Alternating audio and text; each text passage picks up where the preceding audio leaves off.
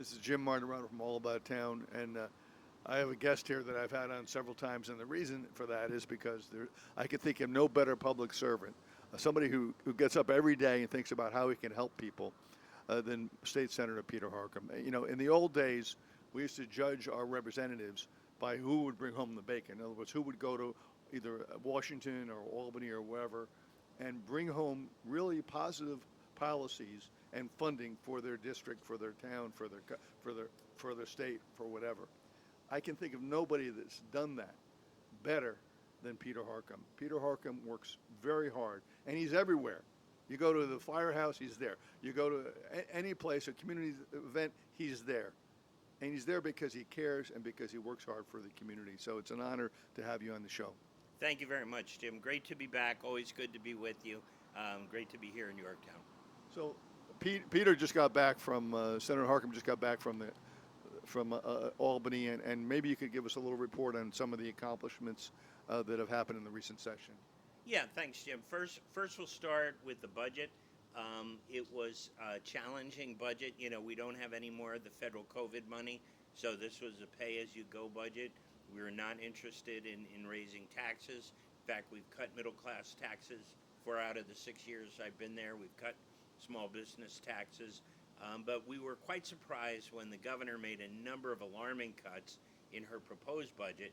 We had worked very hard over the last 3 years to fully fund foundation aid, brought back an extra $210 million to our district to lift students up and to hold property taxes down. She cut funding to 50% of the school districts in New York State. The other big cut she made was in clean water funding. That's been a steady $500 million fund that our municipalities could tap into. Not enough. We know the need is upwards of $60 billion for clean water infrastructure in New York, but $500 million a year was a predictable amount municipalities could apply for. She cut that in half. She also cut Medicaid spending by $1.7 billion, or $1.2 billion, excuse me, which equated to a $2.4 billion cut because we lost federal match. So a lot of the budget was just about makeup. So we fully funded foundation aid again. No schools were cut. We restored the funding for clean water funding, and we were able to restore a lot of the funding on the Medicaid side to help our hospitals in the region. So it was a challenging budget, but we got through that one. Session, we just finished with the legislative part of session. It was my most productive session yet. I passed 67 bills this session, so we were very proud of that. Bills, a lot of environmental bills. As you know, I chair committee on environmental conservation, but we did some strong labor bills. So for instance, brownfields will now be considered in the prevailing wage program, so that the operating engineers and the laborers will be eligible for that work. They had been cut out of that work. For the carpenters, we now have a bill that allows the Department of Labor more force to see books on a job and actually close the job down for misclassification of workers. That's been a big problem. So proud to work with our union partners on those bills. Believe it or not, some corrections bills. With redistricting, I picked up 3 correctional facilities. I did a tour, met with staff, met with corrections officers, met with incarcerated individuals, and we came away with several bills. One had to do with heat. These are older structures. They're not air conditioned, and with climate change, last year being the hottest summer on record, how do we keep folks cool, both staff and incarcerated individuals? So it requires docs to do a heat plan. Water, over 1 million people who work and are incarcerated in the United States are exposed to PFAS in their drinking water. So this has to do with the public reporting of water testing reports. So the staff and the families of folks who live there know that they're getting safe drinking water. So those were 2 of the bills there. We continue to do work in the substance use disorder area. You remember I used to chair that committee, and we have a bill that would rein in the Medicaid Inspector General. They've been using these extrapolated audits on administrative clerical errors, closing programs down when we need every program we can. So this will provide some more oversight there. So very, very productive session. You know, some wins. We get some that we pass in one house that don't pass in the other house. You know, that's always a challenge. But we'll wait and see. We'll wait and see what the governor signs. Wow. So you go back in July. Is that mainly for budgetary reasons? Well, I don't know that we're going to go back in July. We may need to go back. Session runs from early January to mid-June. That's traditional session. We go back to special session. So remember a few years ago when the Supreme Court overturned New York's concealed carry laws. We went back in August and we repassed the laws that we needed to do there. We may need to go back this year to address congestion pricing. You remember 2 days before session ended, the governor took it upon herself to cancel that program. And regardless of how people feel, whether they're for it or against it, if you're going to cancel the program, you have to have a plan. And there was no plan.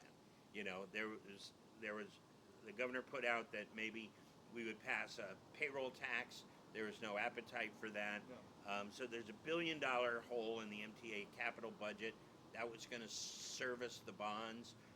And don't forget, we get 1.5 billion of that right here in Westchester, in Putnam. That goes to Metro North to upgrade the rails, to make the commute faster, smoother, and safer. So we're losing $1.5 billion.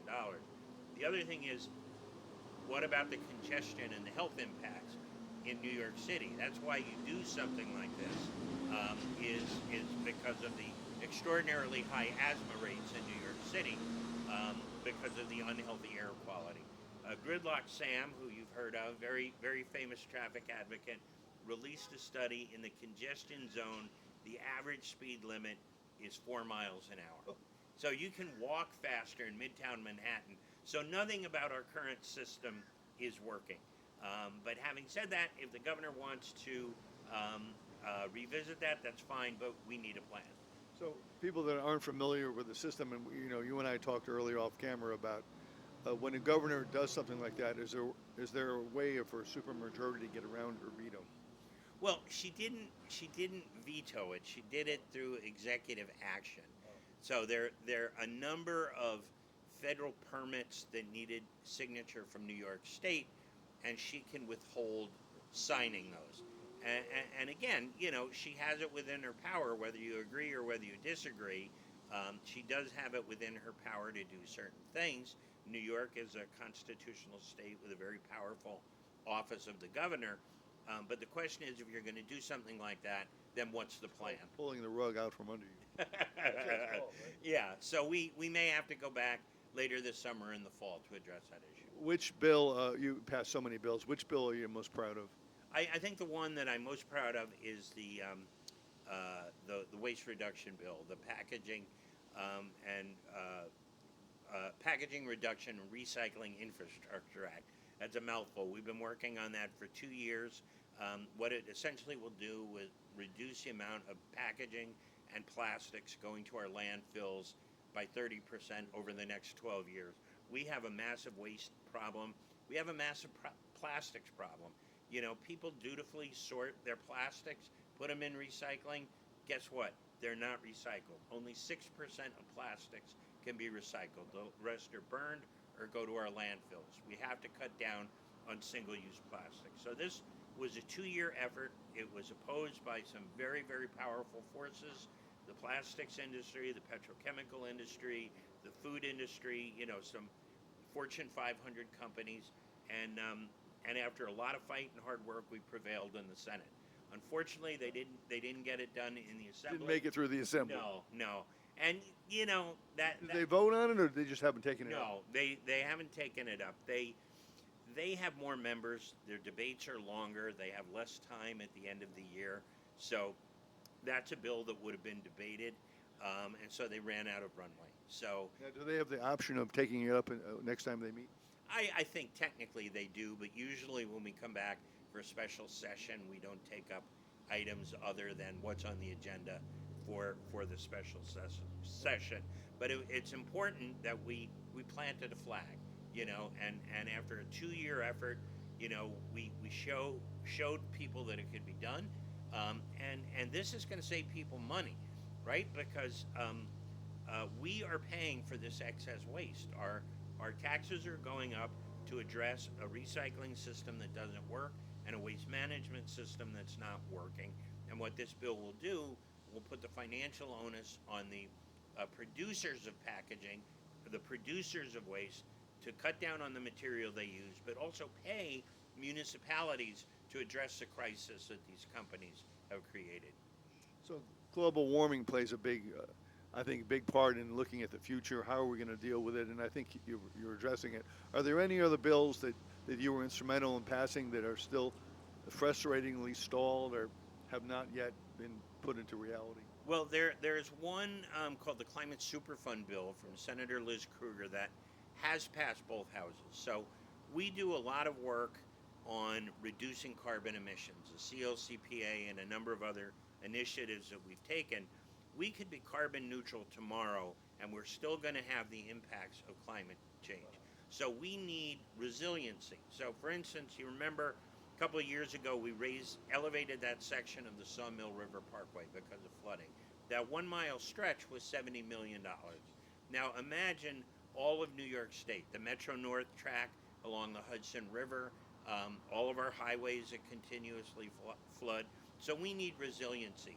So what the Climate Superfund bill will do, much like we charge the tobacco companies for the carnage that they cause, this will hold the 200 largest oil companies responsible for climate change and the damage they've done, and this could generate anywhere from 30 to 70 billion dollars for New York State for resiliency. Now, that did pass the Senate. It passed the Senate and the Assembly, and will go to the governor. And again, like we talked off camera, unlike the federal system, it doesn't go to the governor forthwith. It takes some time. Yeah, there's a process. We are different than the federal government, where a bill would automatically go to the president. Here, they're queued up in whichever house was the primary sponsor, and then the governor calls it. And then once the governor calls it, she has 10 days. Now, in that time, often there are things called chapter amendments, which are revisions to the bill that are negotiated. Oftentimes, a lot of the more controversial bills happen at the end of the year, so the governor has until December 31st to go through all her bills. I remember negotiating with the former governor on New Year's Eve one year. A lot of the bills are not controversial. They're local bills. They help local municipalities with their hotel tax or their local fire department. Those are easy. But there are always going to be ones that will be vetoed, and then there are others that require tough negotiations. So we're talking about really technical and important bills, but the true magic of this person to my left is the fact that wherever you go around the district, you'll see him. You'll see him everywhere helping people. And how many requests do you get, and how do you decide where to go? Well, we try to be as helpful as we can be, and thank you for mentioning that. We just finished a blood drive at the Mahopac Firehouse. We just did a naloxone training up at the town court up in Kent.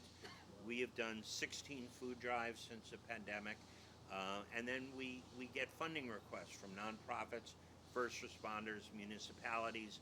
So to this date, we brought back directly $30 million in direct grant funding to our municipalities, first responders, and our nonprofits. And what we try to do for the municipalities is everybody gets the same. We don't want to make this a political football or political shenanigans. So this year, every municipality I have will get $100,000. Wow. Last year, every municipality got $100,000.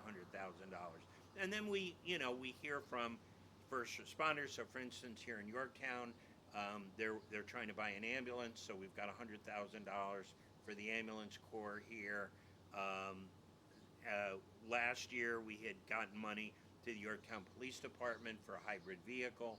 So these are the kind of things that we try to do. Practical, common sense things that are non-political. Right, exactly. And then we have nonprofits who need help, and so uh, there's a nonprofit up in Putnam County that does a tremendous job working with disabled seniors, and their parking lot was crumbling. So we gave them, we were able to get them a grant to redo their parking lot. One of the bills I looked at in preparation to talking to you today was the Food Act, which I believe allows local food, little educational districts to purchase their own food, hopefully healthy food.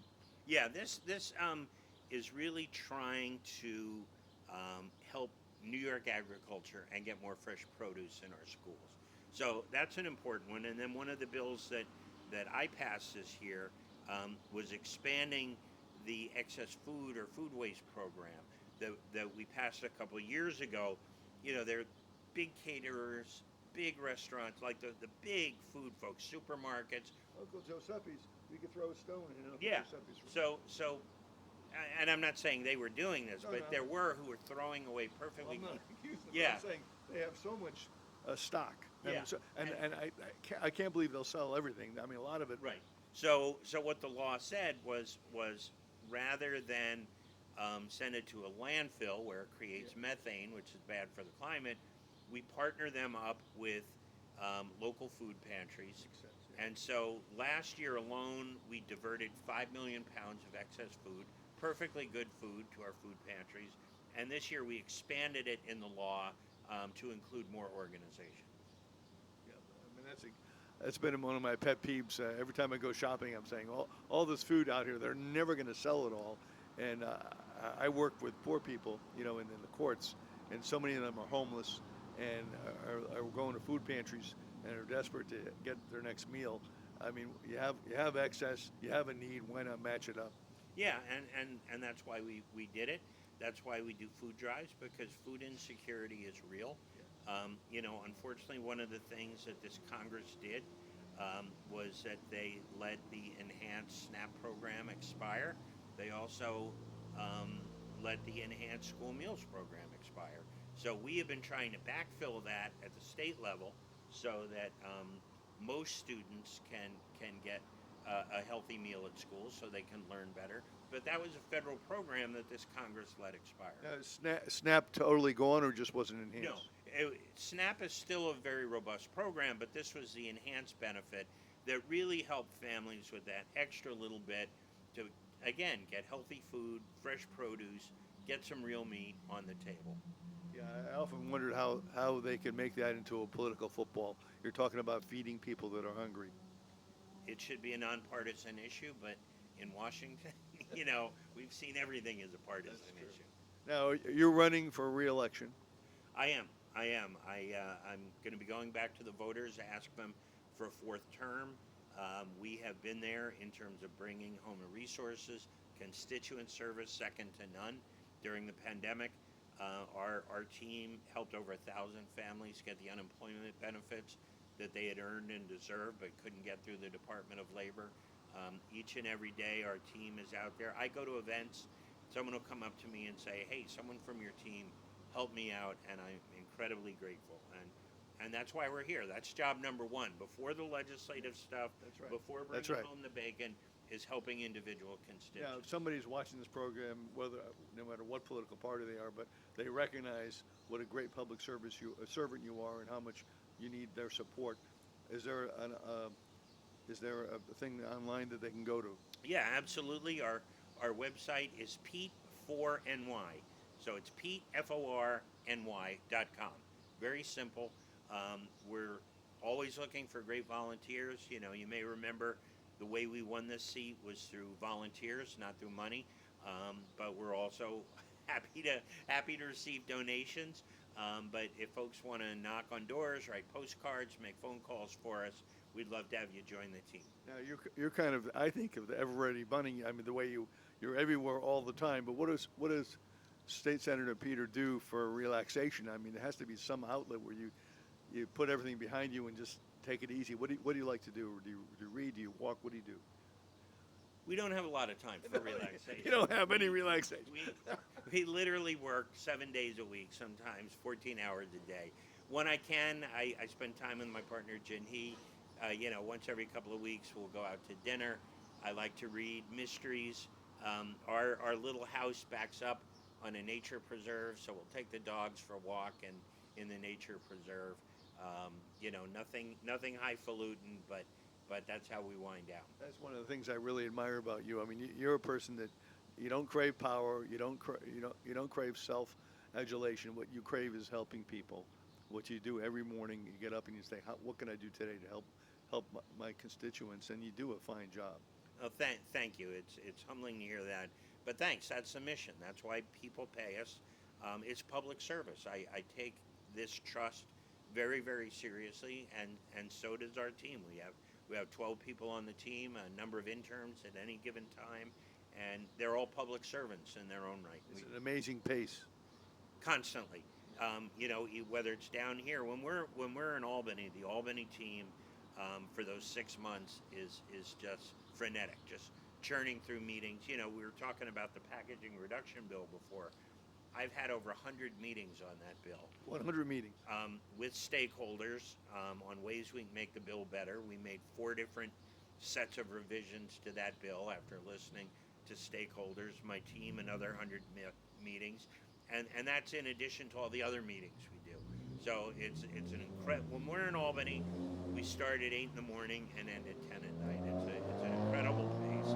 Down here, And you want to do this for a couple more years at least. I love the work. The good thing about the Senate is we're small enough where it's easy to get things done and yet big enough to make an impact on 20 million people. And so I love the work. I'm passionate about it, and I'm humbled that I've been sent here for 3 terms, and I would like a 4th. Now, looking at you poor man, looking at the 4th term, are there any objectives that you see that, here are goals that I'd like to set for my next term?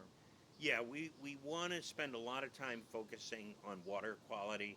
Harmful algal blooms are just all around here, destroying all our lakes. What are algal blooms? Algal blooms are that blue-green algae that you see on the tops of ponds and lakes. Oh, yes. And what it does is there are certain bacteria in there that once they reach a certain level, it's not safe for boating, swimming, or drinking.